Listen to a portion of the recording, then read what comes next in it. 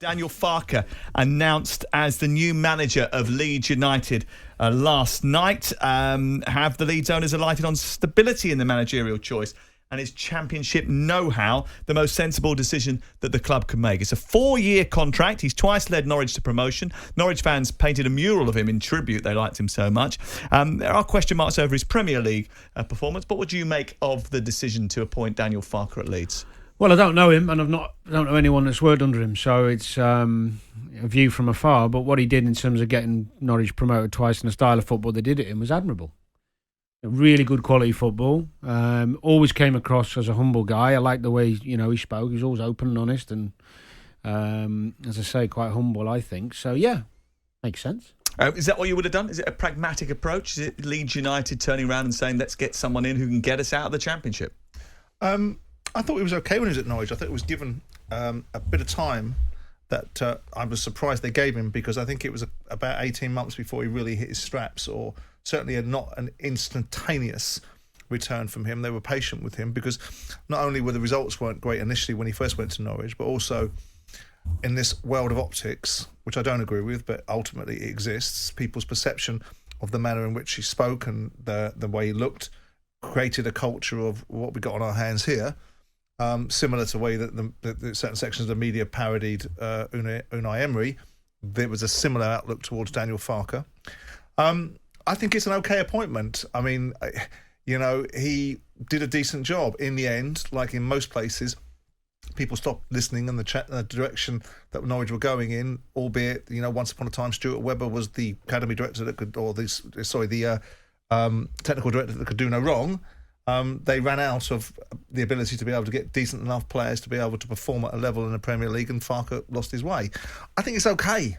I think it's got sense to it. It's not some stupid half-baked American appointment with no real substance to it, because they look at an RB model and think that'll do because that looks good over there. You're talking about the new ownership, maybe turning to something maybe more glamorous. Well, yeah, I mean, autograph hunting. Or thinking that because it's worked in a different league, because, the Jesse Marsh appointment was based upon the principles of an RB concept that looked like it produced a certain outcome, but there's a uniqueness about the Premier League that just doesn't mean you can make it formulaic.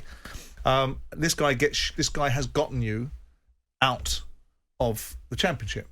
So clearly, Leeds United should be in the business of getting out of the Championship at the first available opportunity, while most of the money of the Premier League parachute payments is available. The financial impact is less deep than being in there for a second season, because then you really are having to cut your cloth accordingly, sell players because the distributions are diminished quite significantly in the second season. So I think he gives them a chance. Hasn't done much else apart from at Norwich. Finished in 10th last season in the Bundesliga with Borussia Mönchengladbach. 4-year contract? Would you have given him a 4-year contract? I don't think it really matters what contract you give somebody, because at the end of the day you're going to put mitigation clauses in there anyway. So if he stinks the place out, you'll have a deal in offer that will compensate you for having to pay a proportion of his contract up. Probably not. I probably would have looked at a 3-year deal, because I think that's the sort of space that I would feel gives people enough opportunity to feel that they're going to be given a chance, and not too much opportunity to get too much comfort or too much economic benefit from not achieving in the short term, because the object of the aim is the desire, must be a desire, can't be any other desire, to get out of the Championship in the first instance. Is that why you signed a 3-year deal here? I did, and then I saw Sam coming on a regular basis, and I changed it to a 3-week deal. But I think it has a degree of sense attached to it. We can get you another one. I've got an idea in mind who you can bring in. Yeah, Dancing on Ice or something like that. No. That was my proposal to you. Oh, it was very good, yeah. You almost took it. I did not, most certainly. You the words rang me F back. and off started the conversation.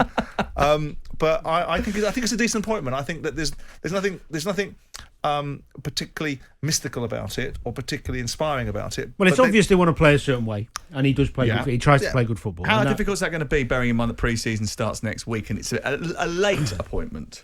Well, Leeds haven't been even though they struggled they weren't a long ball. They still tried to play, so the players are not uncomfortable with that style. It's not that different than what they were doing under any of their previous managers. It's all about quality. What quality have you got? When the season starts in the Championship, you need a mixture of real good quality and real good energy and fitness. and desire to get out of the division. What you don't want is a bunch of players who think they're better than they are and too good to be there. That creates a problem. If you look back over the years, how many teams have gone down and say, well, they'll be back. They don't, because they keep too many of the players whose egos are too big to be in the Championship. Interestingly, Nicky Hammond is the interim director of football at this moment in time, but the aforementioned Stuart Webber appears to be incoming. I suppose this is sort of the first sign of his influence at the club, you would have thought. Or certainly he'd be able to speak to the fella quite succinctly, wouldn't he? I don't mean in terms of communicate with him, but speak on behalf of him and advocate for him, because you'd be surprised if that successful formula that they had for a period of time at Norwich would have been something that Stuart Webber couldn't attest to. Jim White and Simon Jordan. Monday to Friday mornings from 10 on AM, on DAB, via the talkSPORT app and on your smart speaker. talkSPORT.